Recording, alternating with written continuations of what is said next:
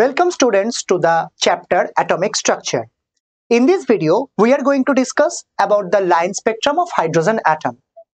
So, last class আমরা study করেছিলাম about Bohr's atomic model.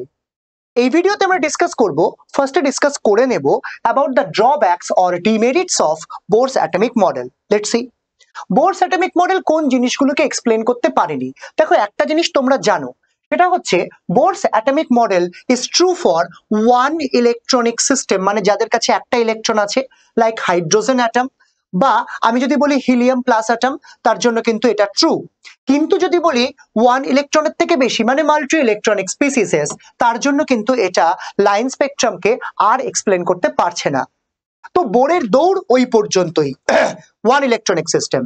Next যে পয়েন্ট আমরা ডিসকাস করব সেটা হচ্ছে, ধরো কোনো একটা অ্যাটম আছে, যে অ্যাটমের স্পেকট্রাম লাইন আমরা পেয়েছি, যে স্পেকট্রাম লাইন নিয়ে আজকে আমরা ডিসকাস করতে চলেছি। এবার সেই স্পেকট্রাম লাইনগুলো হাই রেজলিউশন স্পেকট্রোমিটারে যদি আমরা দেখি, তাহলে সেখানে ফাইন স্পেকট্রাম লাইন্স দেখা যায়। ধরে নিলাম সেটা হাইড্রোজেন অ্যাটমের জন্যই হলো। এবার হাইড্রোজেন অ্যাটমের জন্য কিন্তু ওই ফাইন স্পেকট্রাম লাইন্স গুলোকে আমাদের বোর সাহেব ব্যাখ্যা করতে পারছেন না, উনি কিন্তু এটাকে এক্সপ্লেন করতে পারছেন না। এবার আরেকটা কথা, সেটা হচ্ছে ধরো তুমি ম্যাগনেটিক ফিল্ড বা ইলেকট্রিক ফিল্ড অ্যাপ্লাই করেছো তোমার ওই স্পেকট্রাম লাইনগুলোর ওপরে। এবার স্পেকট্রাম লাইনগুলো স্প্লিট হয়ে যাবে। ধরে নিলাম আমি ম্যাগনেটিক ফিল্ড অ্যাপ্লাই করেছি, তো যদি আমার স্পেকট্রাম লাইন স্প্লিট হয়ে যায়, এই জিনিসটার নাম দেবো জিম্যান এফেক্ট। আর যদি আমি অ্যাপ্লাই করি ইলেকট্রিক ফিল্ড, তাহলে যদি এটা স্প্লিট হয়ে যায়, নাম দেবো স্টার্ক এফেক্ট।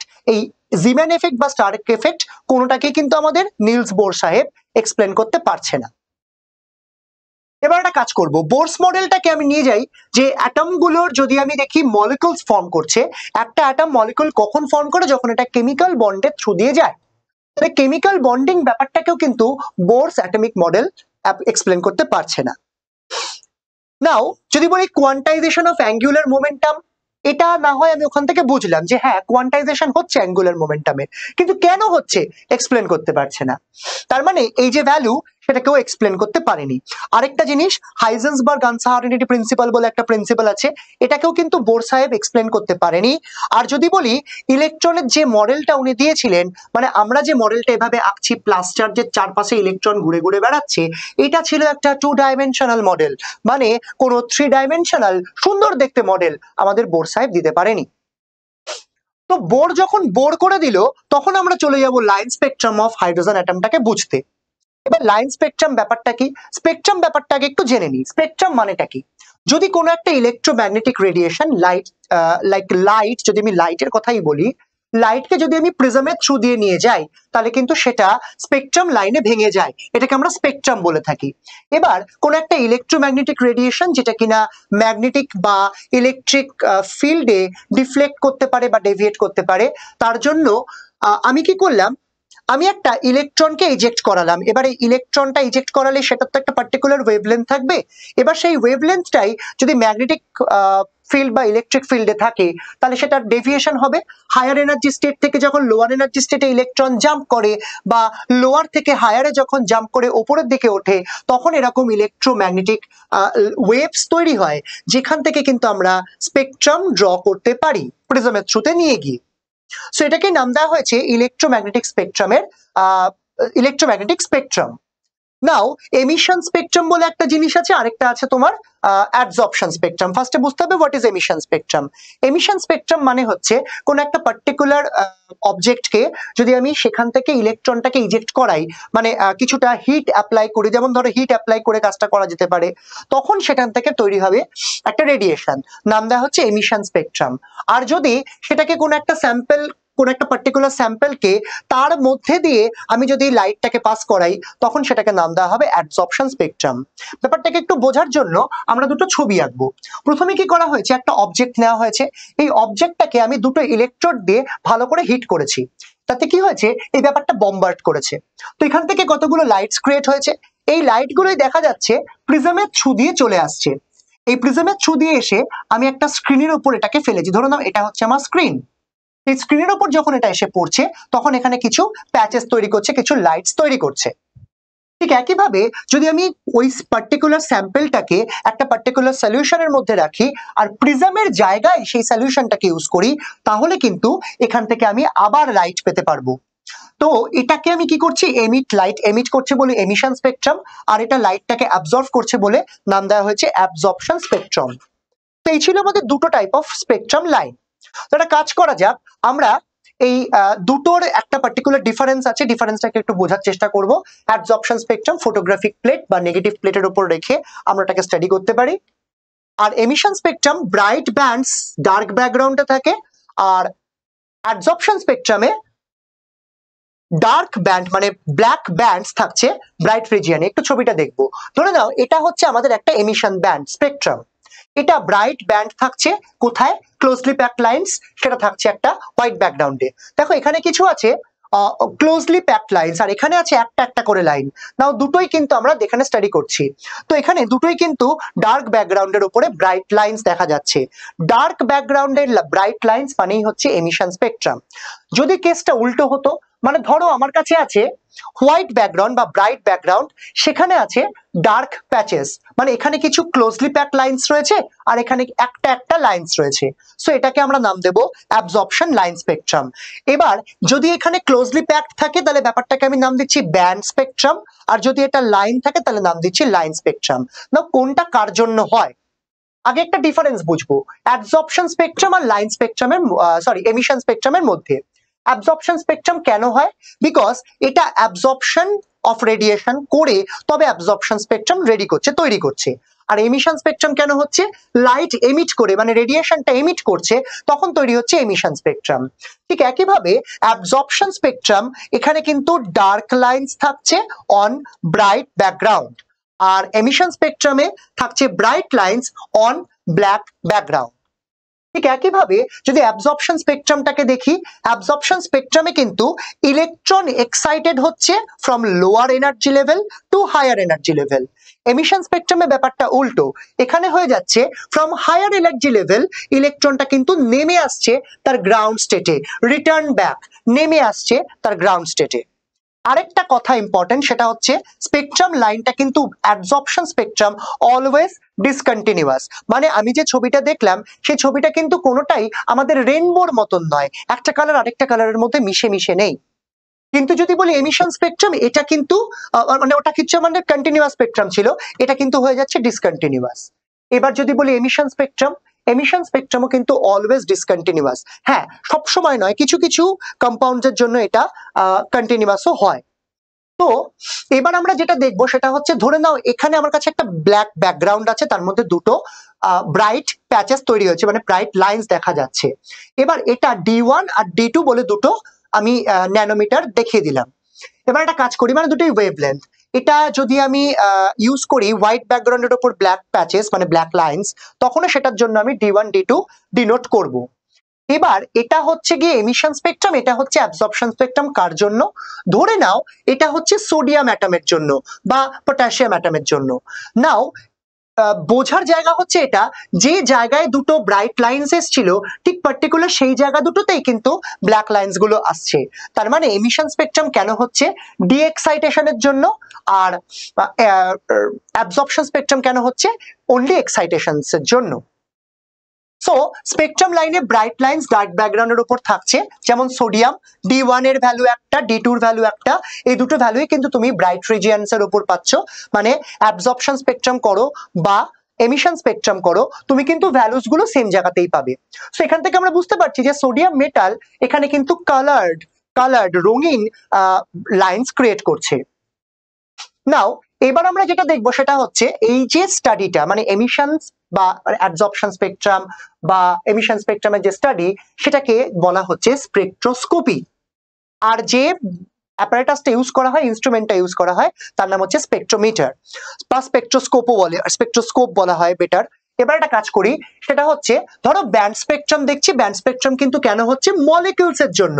একটু আগে আমরা লাইন স্পেকট্রামের কথা বলেছিলাম, লাইন স্পেকট্রাম কেন হচ্ছে, for atoms. Now molecules band spectrum কেন দেয়, ভাইব্রেশন ক্রিয়েট করে, তাই জন্য। মানে এখানে ক্লোজলি প্যাকড লাইন্স গুলো থাকছে, লাইন্স গুলো পর পর থাকছে, আর লাইন স্পেকট্রামে একটা একটা লাইন দূরে দূরে থাকছে। তো এই যে লাইন স্পেকট্রাম গুলো আমরা দেখতে পেলাম বা ব্যান্ড স্পেকট্রাম আমরা দেখতে পেলাম, এটা একটা পার্টিকুলার ক্যারেক্টারিস্টিক্স। মানে আমি যদি বলি লাইন স্পেকট্রাম অ্যাটমের জন্য হয়, পার্টিকুলার আলাদা আলাদা অ্যাটমের জন্য আলাদা আলাদা লাইন স্পেকট্রাম থাকবে, আর ব্যান্ড স্পেকট্রাম আলাদা আলাদা মলিকুলস এর জন্য আলাদা আলাদা থাকবে। সো এমিশন স্পেকট্রাম ব্যাপারটাকে আমি কন্টিনিউয়াসও বলতে পারি, আবার ডিসকন্টিনিউয়াসও বলতে পারি। সো একমাত্র এমিশন স্পেকট্রামই কিন্তু কন্টিনিউয়াস নেচার শো করছে, অ্যাবজর্পশন স্পেকট্রামে এই গল্পটা নেই। লাইন স্পেকট্রাম কেন হচ্ছে? বিকজ লাইন স্পেকট্রাম, আচ্ছা লাইন স্পেকট্রামের ইম্পর্টেন্সটা কি? প্রথম কথা হচ্ছে লাইন স্পেকট্রাম গুলো জানলে আমরা অ্যাটমিক স্ট্রাকচারটাকে আরো ডিটেলসে সুন্দর করে স্টাডি করতে পারবো। আরেকটা কথা হচ্ছে প্রত্যেকটা আলাদা আলাদা এলিমেন্টের জন্য, যেমন আমি বললাম, আলাদা আলাদা এমিশন স্পেকট্রাম রয়েছে, আলাদা আলাদা অ্যাবজর্পশন স্পেকট্রাম রয়েছে। নাও এই ক্যারেক্টারিস্টিক্স ব্যাপারটা অনেকটা ফিঙ্গারপ্রিন্টস এর মতন, যেমন আমার ফিঙ্গারপ্রিন্টস এর সঙ্গে তোমার ফিঙ্গারপ্রিন্টস ম্যাচ করবে না, ঠিক তেমনি আলাদা আলাদা অ্যাটমের জন্য আলাদা আলাদা লাইন স্পেকট্রাম, অ্যাবজর্পশন স্পেকট্রাম। নাম একজন জার্মান কেমিস্ট ছিলেন, নাম ছিল রবার্ট বুনসেন। এই লোকটাই কিন্তু ফার্স্ট এই ব্যাপারটাকে নোটিস করেছিলেন। সো চলো আমি যদি বলি লিথিয়াম, সোডিয়াম, পটাশিয়াম মানে গ্রুপ 1 আর গ্রুপ 2 এর যত মেটালস রয়েছে, sodium, potassium, rubidium, caesium, barium, strontium, এই প্রত্যেকে কিন্তু কালার্ড এমিশন স্পেকট্রাম মানে এমিশন লাইন স্পেকট্রাম শো করে। মানে ব্ল্যাক ব্যাকগ্রাউন্ডের উপরে তুমি কালার্ড প্যাচেস মানে কালার্ড লাইনস দেখতে পাবে।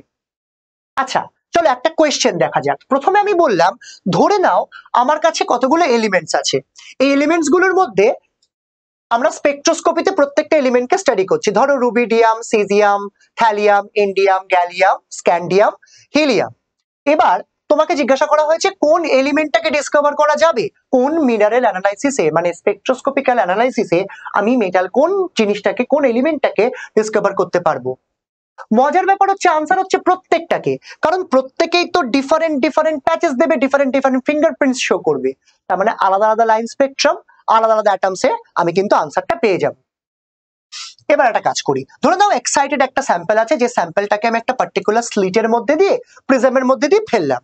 তাহলে প্রিজমের মধ্যে দিয়ে যাওয়ার সময় এই লাইটটা তো ভাঙবে, লাইটটা ভেঙে দেখো তৈরি করেছে ডিফারেন্ট ডিফারেন্ট কতগুলো লাইন। এটাই কিন্তু অ্যাকচুয়ালি এমিশন স্পেকট্রাম, যে ছবিটা আমি বোর্ডে তোমাদের একটু আগেই দেখিয়েছি। আচ্ছা ধরে নাও এটা এই যে ফর্ম ছবিটা, এটা কিন্তু আমরা অলরেডি সবাই জানি যে প্রিজমের মধ্যে থেকে লাইট গেলে এরকম ভাবে ভেঙে যায়। এটা কেন হয়? এটা হচ্ছে normal dispersion technique, dispersion of light, সেই জন্য হচ্ছে। তো আমরা যখন কোনো একটা লাইটকে এভাবে ভাঙতে দেখবো, ধরে নাও তোমার কাছে হাইড্রোজেন অ্যাটম আছে, মানে ঠিক যেভাবে আমি এখানে দেখিয়েছিলাম হাইড্রোজেন অ্যাটমটাকে আমি বম্বার্ড করাচ্ছি, তাহলে হাইড্রোজেন অ্যাটমটা ভাঙবে আর সেখান থেকে কিছু প্যাচেস পাবো, কিছু লাইন্স পাবো, আমি এই লাইন স্পেকট্রামটা পেয়ে যাচ্ছি। এটাকেই নাম দেওয়া হচ্ছে হাইড্রোজেনের লাইন স্পেকট্রাম। তো হাইড্রোজেনের যে লাইন স্পেকট্রাম সেটাকে আমি ডিসক্রিট কিছু ওয়েভলেন্থসে মেজার করতে পারছি, আর এই জিনিসটাকে আমরা নাম দিচ্ছি লাইন স্পেকট্রাম অফ হাইড্রোজেন। এই লাইন স্পেকট্রামটা কেন হচ্ছে? লোয়ার এনার্জি লেভেলে হায়ার টু লোয়ার, ভালো করে মাথায় রাখবে, হায়ার টু লোয়ার এনার্জি কিন্তু তোমার ইলেকট্রন কিন্তু নেমে আসছে, সো দ্যাট এনার্জি ওখান থেকে এমিট করবে, লাইট এমিট করবে, ওই লাইটটাই কিন্তু আলটিমেটলি লাইন স্পেকট্রাম শো করছে। তার মানে emission spectrum is called line spectrum. Now যখন লাইটটাকে আমি পাস করাচ্ছি আনএক্সাইটেড কোনো একটা অ্যাটমিক হাইড্রোজেনের উপর মধ্যে দিয়ে, তখন কিন্তু সেটা লাইট এমিট করে এমিশন স্পেকট্রাম আমরা দেখতে পাচ্ছি। আর ব্যাপারটাকে আমরা অবজার্ভ করছি কোথায়? কোনো একটা পার্টিকুলার ফটোগ্রাফিক প্লেটে। ফটোগ্রাফিক প্লেটে কিন্তু ওরা এই রকমের প্যাচেস গুলো শো করবে। এবার একটা কাজ করি, লাইন স্পেকট্রাম আর ব্যান্ড স্পেকট্রামের মধ্যে কতগুলো ডিফারেন্স আছে সেগুলো একটু স্টাডি করব। দেখো লাইন স্পেকট্রাম কেন হয়? লাইন স্পেকট্রাম হয় অ্যাটমস এর জন্য। তো যদি প্রথমে আমি ডিফারেন্সটাকে দেখি, লাইন স্পেকট্রাম কেন হচ্ছে, এই লাইন স্পেকট্রাম জিনিসটা কি? এগুলো শার্প আর ডিস্টিংক্ট কতগুলো ওয়েল ডিফাইন্ড লাইন্স, আর কিচ্ছু নেই।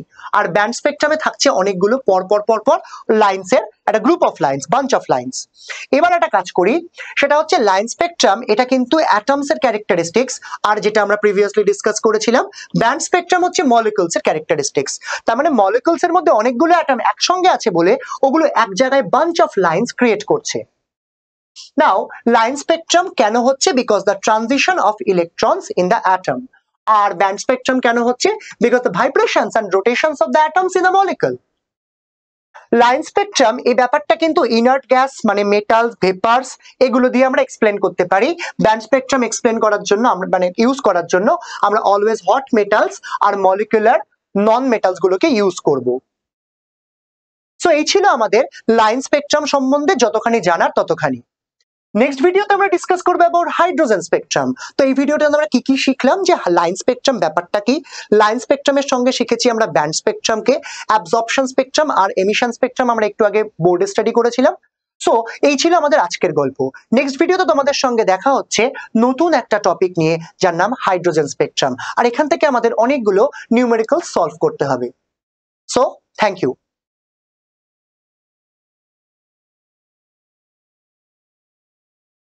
হ্যালো স্টুডেন্টস, কেমন লাগছে আমাদের ভিডিও? কমেন্ট সেকশনে অবশ্যই জানাও। আমাদের ফেসবুক পেজ আর ইউটিউব চ্যানেলকে ফলো আর সাবস্ক্রাইব করতে ভুলো না কিন্তু, লিংক ডেসক্রিপশন বক্সের নিচে দেওয়া আছে। এছাড়া তোমরা যদি ক্লাস 11-12 এর board exam or entrance or NEET এক্সামের প্রিপারেশন অনলাইনে আমাদের সঙ্গে জয়েন করতে চাও, তাহলে অবশ্যই ভিজিট করো আমাদের ওয়েবসাইট dreamsonlineclass.in।